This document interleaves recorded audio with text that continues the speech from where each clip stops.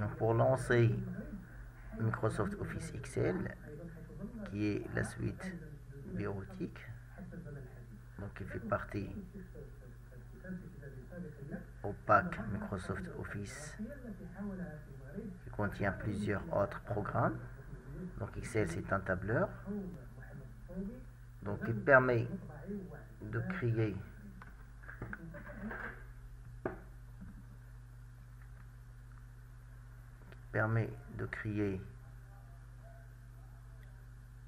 des calculs, c'est-à-dire on peut saisir des formules de calcul, on peut réaliser par exemple des factures, des bons de commande, du bulletin de notes, du bulletin de paye, ainsi de suite.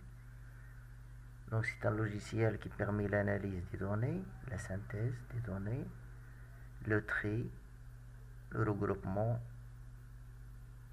et aussi permet de représenter les données sous forme de graphique, ou bien d'analyser les données complexes à l'aide d'un tableau croisé dynamique. Donc Excel, c'est un logiciel qui permet la création des fichiers appelés classeurs. Fichiers appelés classeurs. Par exemple, on a le classeur 1. C'est le fichier créé avec Excel. Ce classeur contient plusieurs feuilles. Par exemple ici, feuille 1, feuille 2, feuille 3. On peut ajouter d'autres feuilles. Comme ça, feuille 4, feuille 5, ainsi de suite. Donc on peut avoir jusqu'à 255 feuilles. Chaque feuille est composée de plusieurs colonnes et plusieurs lignes. Donc les colonnes sont numérotées de A jusqu'à XFD. Donc pour atteindre la dernière colonne, on appuie sur la touche CTRL et la flèche de direction à droite.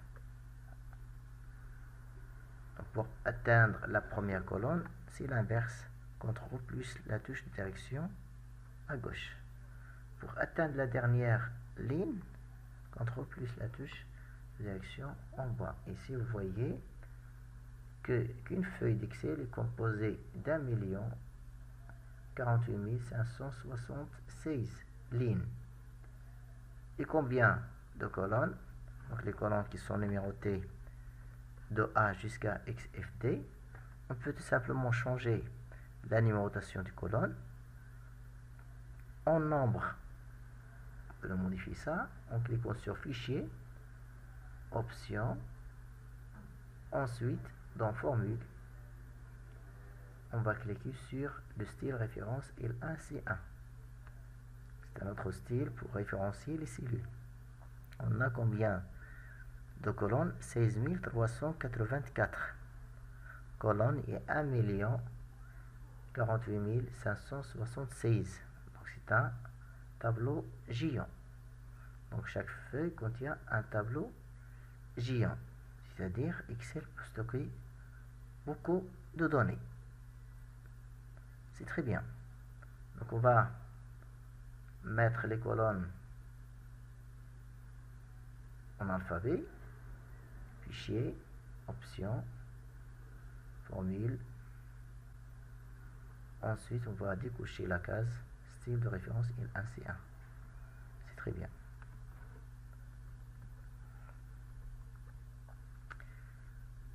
Donc ici, on a les colonnes qui sont numérotées avec des alphabets et les lignes qui sont numérotées avec des chiffres. C'est très bien. Donc l'intersection d'une colonne et d'une ligne constitue une cellule. Ça, c'est une cellule. Cellule. Ça, c'est cellule. Donc c'est la cellule de référence A1.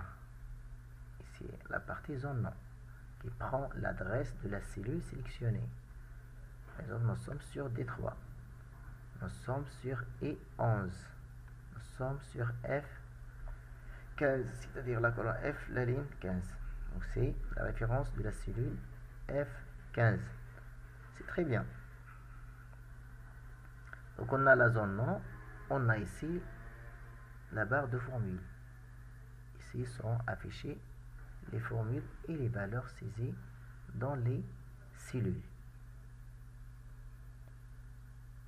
Donc on a des onglets, onglet accueil, insertion, mise en page, formule, données, révision, affichage, développeur, complément et équipe. Donc pour chaque onglet on a donc une barre d'outils, donc qui contient plusieurs outils qu'on peut utiliser dans les feuilles de calcul. C'est très bien. Maintenant on va voir un exemple. Donc de caisse. Par exemple, on va gérer notre caisse. Par exemple ici on va écrire fiche caisse.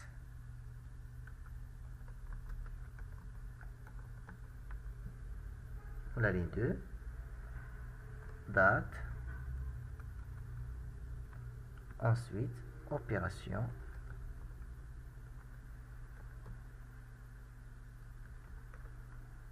ici recette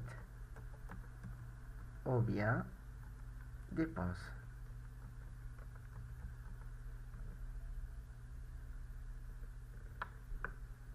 Recette ou bien dépense. C'est très bien.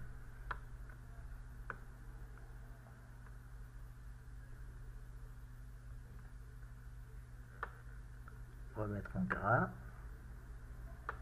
les en-têtes, centrés horizontalement, centrés verticalement. Par exemple, si on a augmenté la hauteur de ligne, donc toujours ils seront au milieu, ici en bas, ici en haut, ici au milieu. Ça c'est centré horizontalement, aligné à droite, aligné à gauche. C'est très bien. Augmenter la taille. Donc ici on va calculer chaque fois le solde. On va ajouter solde.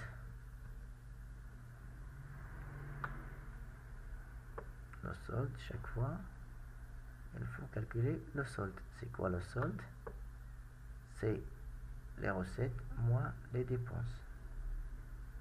Donc ici le solde initial, par exemple à la date 01, par exemple 05 17. Donc on a ici un solde initial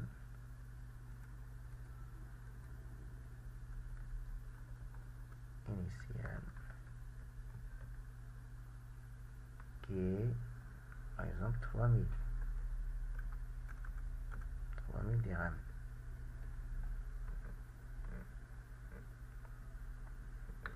On va attribuer le format donc séparateur du millier comptable, et ici on va mettre comme ça solde initial. Maintenant dans le même jour 01 05 17, opération par exemple achat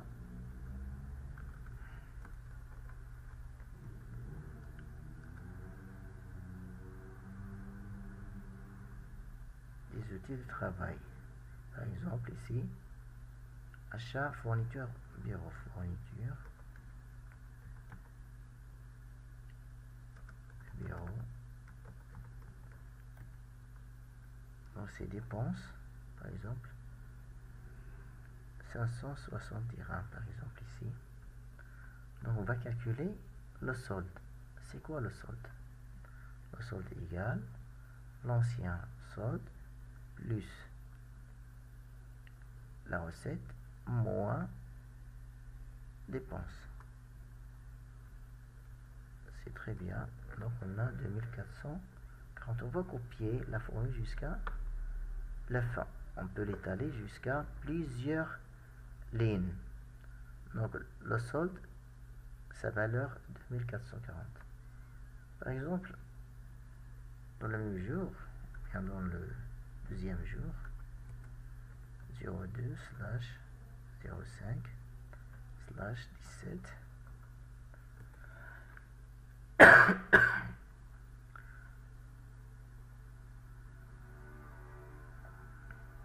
vente